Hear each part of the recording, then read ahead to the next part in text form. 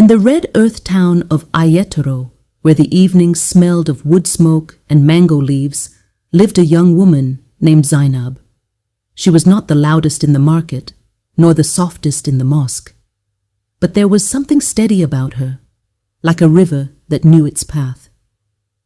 Zainab grew up watching women love too hard and lose themselves. Her mother once whispered to her while braiding her hair, "My daughter, love is sweet, but a woman must never pour herself into a cup that has no bottom." Still, when Kola came into her life, Zainab forgot that lesson. Kola was charming, his words smooth like palm oil, his promises warm like afternoon sun.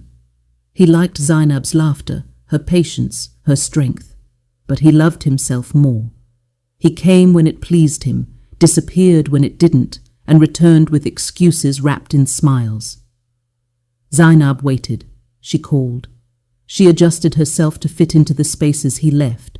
Soon her joy began to thin. She smiled in public, but cried into her pillow at night, asking herself why loving someone felt like begging.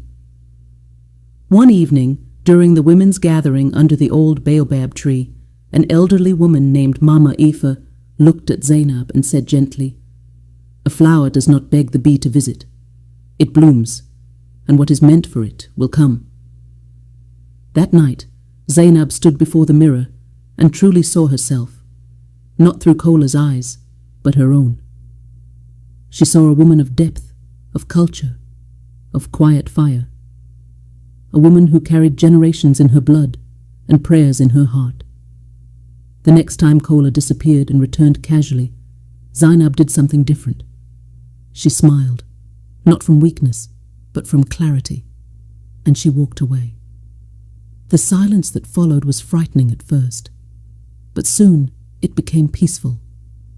Zainab began to pour her love back into herself, into her dreams, her craft, her faith, her community. She no longer chased affection, she attracted respect. Months later, Adekunle entered her life, not with noise, but with consistency. He listened, he showed up, he honored her boundaries, he loved her without making her shrink. When he said, "I see your value, and I will not play with it," Zainab believed him, because she had already found that value within herself. And so her love story became more than romance. It became a message whispered from woman to woman across villages and cities. Every African woman has value. Find yours, and never beg for affection, because love that is real will always meet you standing, never